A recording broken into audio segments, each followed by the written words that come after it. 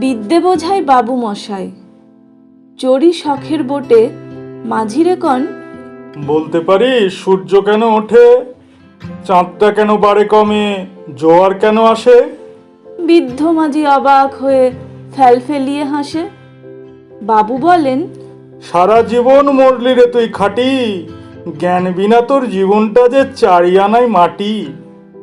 খানিক বাদে কহেন বাবু, বলতো দেখি ভেবে, নদীর ধারা কেমনে আসে পাহাড় থেকে নেবে, বলতো কেন লবণ পোড়া সাগর ভরা পানি? মাঝি সে কয়, আরে মশাই, এত কি আর জানি।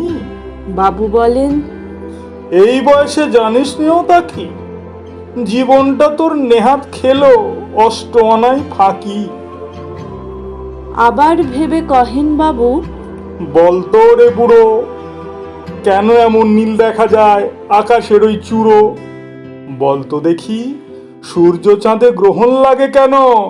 বৃদ্ধ বলে, আমায় কেন লজ্জা দেছেন হেন? বাবু বলেন, বলবো কি আর বলবো তোরে কিতা, দেখছি এখন জীবনটা তোর 12 আনায় বৃথা।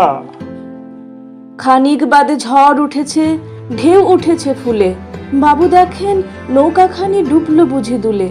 মাঝিরে কন, এ কি আপদ, ওরে ও ভাই মাঝি, ডুবলো নাকি নৌকা এবার, মরবো নাকি আজি? মাঝি সুধাই, সাঁতার জানো? মাথা নাড়েন বাবু। মূর্খ মাঝি বলে, মশাই এখন কেন কাবু, বাঁচলে শেষে আমার কথা হিসেব করো পিছে, তোমার দেখি জীবনখানা 16 আনায় মিছে।